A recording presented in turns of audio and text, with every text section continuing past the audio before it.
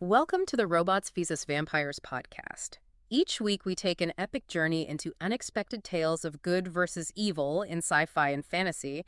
And we've got a couple of really captivating stories this time, straight from the source material you all shared. We're going to unpack these narratives, have some fun with them, and maybe even tease out a little fact from fiction. Ooh, I love that. Yeah. Fact from fiction. Very cool. And what kind of stories are we diving into today? Well, we're going to start with Lantern in the Night. Okay. And, this one really stood out to me because of this unique take on the classic fantasy setup. You've got Asha, this young woman living a pretty simple life in a village that gets completely overrun by these shadowy creatures. And what really grabbed me was that the initial escape wasn't about brute force at all. Right. I mean, it's like the story says, it was my basket of fireflies, not our strongest men, that bought us the sliver of time to flee. Really sets the stage, doesn't it? Absolutely. This isn't your typical,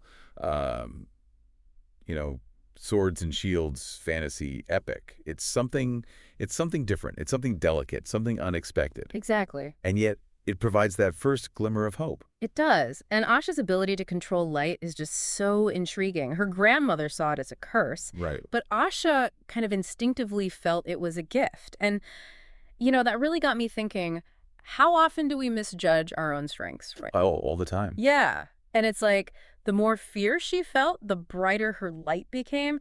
And it actually pushed back those creatures. It describes them as these inky shapes with eyes that burned like embers. Wow. Yeah, that's a great image. And, what's so fascinating about this is how the story kind of flips the typical fear response. Yeah. Like instead of it, crippling her, it actually fuels her power. And it kind of makes you think that maybe facing our fears head on is the key to unlocking our true potential. That's a great. And that potential can show up in the most unexpected ways. Absolutely. So these surviving villagers, they managed to find refuge in the ruins of this old, forgotten temple, total classic fantasy trope, right? Oh, yeah, for sure. But it's there that they meet Elder Maeve. Okay. And she drops this huge piece of lore about the wellspring. She tells Asha that she has to find this wellspring to extinguish the darkness. Like, no pressure, right? And then to top it off, she gives Asha this amber amulet that belonged to her mother. The mother who died in a fire. Wow. I mean, every object, every little bit of dialogue just feels so layered. Yeah, and that amulet, it's not just a random object. It connects Asha to her past, and hints at something deeper, maybe even like a whole lineage. Oh, interesting. And then, there's this big reveal, right, that she's the lantern. Yes. Which confirms all these old stories about heroes who wield light. And suddenly, the whole story shifts from a personal struggle for survival to something much grander, much more epic. It is a classic hero's call, though, right? It is. But with this unique focus on inner strength rather than physical prowess. Right. And then there's Asha's reaction. She describes it as this monstrous weight to bear for a girl more accustomed to mending nets than fighting monsters. And it grounds all these fantastical elements with this really human emotion. I see what you mean. So they're in the temple, right? And they discover the wellspring, this dried up well that miraculously fills up with starlight-infused water when Asha touches it. Wow. That imagery is so powerful, so evocative. It's not just a literal light source. There's something more there, something celestial, maybe even spiritual. And the fact that it responds to her touch specifically reinforces her connection to it. It's almost like it recognizes her. Yeah, exactly. It's like the wellspring was waiting for her, But there's no time to bask in that moment because as Asha leaves the temple, the darkness is already closing in and that amber amulet starts thrumming, pulling her towards this looming darkness. Right, that encroaching darkness, it's relentless. It's like this tangible, ever-present threat that keeps raising the stakes. And that amulet, acting like a compass, it provides some guidance, but it also shows that Asha's just starting to understand her powers. Yeah. She's being led, but the journey is still ultimately hers. I love that. So then she reaches this clearing, just choked with shadows, and this massive figure with those ember eyes appears. Oh, yeah. And his voice, described as a chorus of rustling leaves. So creepy. Yeah. And he completely dismisses her light, calls it insignificant. It's classic villain stuff. Right? Totally. It's that classic underestimation of the hero's power. Right. You've got this imposing figure, so dismissive. And then Asha, with her seemingly small but defiant light. It's a total David and Goliath setup. But Asha will remember that stubborn streak her grandmother mentioned. That little detail really pays off here because she just unleashes this blast of light and actually forces the creature back. It might be a small victory, but it's huge for her confidence. Absolutely. It's a turning point for her. She proves to the creature, and maybe even more importantly to herself, that she's not to be trifled with. It's like sometimes the greatest strength comes from the most unexpected places. So true. But the amulet keeps pulling her deeper into the darkness, and her light starts to flicker. You really feel that tension, like hope's about to be snuffed out. That's that classic moment in the hero's journey, Yeah. That descent into the unknown where all hope seems lost. It really tests their character. And what pulls her back from the brink? Memories. Her mother, Maeve, the faces of the villagers, all their hope resting on her. It's like even when she's alone, the strength of her connections to those people keeps her going. It's beautiful. And so true, right? We carry the strength of our bonds with us, always. So powerful. And it works. The amulet blazes, pushing the shadows back and guiding her to this huge cavern. And there it is, the wellspring. But it's not this pristine source of light they imagine. It's like a raging torrent of inky blackness with that shadow creature looming over it. Yeah. And just this faint glimmer of light remains. That's such a twist. It is. It's like the wellspring itself has been corrupted. Yeah. But that little flicker of light, that's important. Hope's not completely gone. It can still be rekindled. Okay, so final showdown time. The creature's boasting about his power, trying to corrupt the wellspring even more, and then Asha raises the amulet, and it starts resonating, not just with her power, but with that tiny light inside the wellspring. And she realizes she's part of this entire lineage of lanterns. She pours her light into the stone. I mean, think about that. A whole history of people who fought against this darkness. Yeah, it's incredible. It adds so much depth to her heroism. She's not just some random girl who can control light. She's part of something bigger.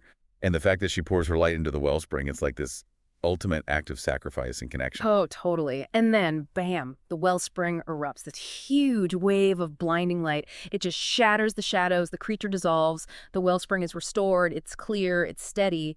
And Asha, she's the new guardian. Total victory, but also like the beginning of a whole new chapter for her. That's the climax, Yeah. Yes. Light conquers darkness. Yeah. But the story doesn't end there, which is what I love about it. I know, right? Asha returns to her village, exhausted but victorious, and her people are just ecstatic. And Maeve greets her with this knowing smile and says, "I told you, girl, never underestimate the power of a stubborn light." I love that line. And then she tells Asha to rest because her watch has just begun. Chills. That last line, it sums up the whole story. Even the smallest spark of hope, even a little bit of stubborn determination can make all the difference. It's so inspiring. And that ending, it's not a happily ever after, right? It acknowledges that the darkness is always out there, but there will always be someone to stand against it. That's a perfect way to put it.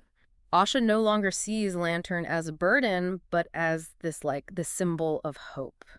Okay, ready for a total change of pace? I am. Let's dive into Waves of Wrath. Okay. This story drops us right into a totally different world. We've got this conflict brewing between the mermaids and the surface world. Very cool. So what were your first thoughts on this one?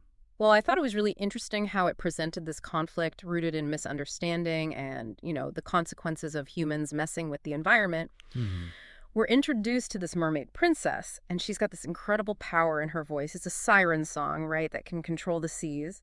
But she's so conflicted, torn between her people and this growing empathy she feels for the land dwellers. That's a classic internal struggle, Yeah. right? Duty versus compassion. It is. So the story opens with this Council of Tides, and Queen Anya, who's the princess's mother, is furious. Right. The land dwellers are polluting the ocean, and she wants revenge. I mean, you can't really blame her, right? No, I mean, the story makes a point of highlighting the damage that's been done. It's not just mindless aggression. It's a reaction to real harm. Exactly. But the princess, even though she's got all this power, she pleads for peace. She sees the human envoy trembling, and she feels bad for him. And, that really sets her apart from everyone else on the council. She even gets accused of treason. Wow. There's only one character, Corlan, who seems to understand where she's coming from. It's always interesting when you see those subtle hints of dissent, right? Like maybe Corlan represents others who want peace, but they're afraid to speak up. So true. And then the princess does something really bold. She defies her mother and escapes to the surface world. Wow. And the story doesn't shy away from how hard it is for her. She's in agony, trying to breathe air, struggling to walk on these newly formed legs. It's a real testament to how determined she is. I see that. Yeah, it's like she's willing to go through anything to find another way. Her commitment to peace is truly inspiring. So then she comes across this human village that's been completely destroyed. And it's like a mirror image of the damage that's been done to the reefs. Oh, wow. And it's there that she meets this boy, Liam, whose sister's been taken. Okay. And I think that's when it really hits home for her, you know? They've both lost something because of this conflict. It's a powerful illustration of how war affects everyone. It creates this common ground, this shared experience of loss. Exactly. And then she does something unexpected. Instead of using her song to attack, she uses it to call for help. Really? And you know who answers?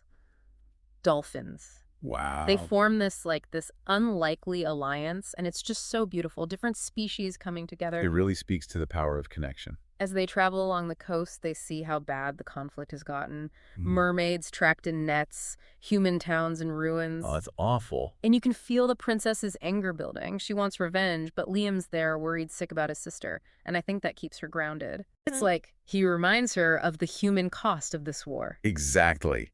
Finally, they find this pirate ship. And, pirates in this story, they're just taking advantage of the whole situation. Yeah, they're profiting from the chaos. Yeah. And they've got all this stolen treasure, and they've got captured mermaids, including Liam's sister. And this is where the princess just snaps. She unleashes her voice, and I'm talking huge waves that just destroy the ship, and all the captives are freed. It's a raw display of power, but Wow. like righteous fury, She's not just lashing out, she's fighting for what's right. But even as the ship's sinking, the pirates attack. And the princess realizes that sometimes, to get peace, you actually have to fight. And that's when she unleashes the full power of her siren song. Like the ancient destructive kind. She learns a hard lesson there, but it's an important one. It is. Sometimes pacifism isn't enough. And in all this chaos, with waves crashing and everything, she manages to save Liam, which just shows how strong their bond has become. Absolutely. It shows her compassion. There was no boundaries. Then dawn breaks, and there on the shore is Queen Anya. But she doesn't look angry. She just looks tired. It's not what you'd expect. That weariness, it speaks volumes. It's like she's carrying the weight of this conflict, and maybe she's starting to realize that her way isn't working. That's such a good point. And what happens next is really amazing. What's that? Even though the princess disobeyed her, Anya acknowledges her daughter's courage and compassion. Wow. She recognizes that those qualities are important, not weaknesses. And I think that's a huge turning point for both of them. It's like a recognition that true strength isn't just about power. It's about empathy and understanding. And then Corlin suggests something really hopeful. He says, let us create a song of rebuilding, a song of healing. I love that. And in this beautiful moment, the princess and Liam, they create a new melody together, blending their voices, their stories. It's such a powerful image. It's a fragile hope, but it's there. That shared melody, it represents the possibility of reconciliation, of different worlds coming together. The story ends with this understanding that the war is far from over. But the princess, she sees her power differently now. It's not just a weapon. It's a way to build peace. Both of these stories, they really highlight the importance of perseverance and hope, even when things seem impossible. They do. It's like Asha's stubborn light and the princess's compassion. They're both reminders that even the smallest acts of courage can make a huge difference. That's a really good point. And I think that's something for all of us to remember, right? Where do we find that inner light in our own lives? And how can we build bridges, even when there are huge differences? Those are some seriously thought-provoking questions. You really are. We encourage you to revisit the details that resonated with you. Maybe explore other stories with similar themes. And thanks for joining us for this deep dive into fantasy and unexpected heroism on the Robots vs. Vampires podcast. Don't forget to rate and follow for more awesome stories. See you next time.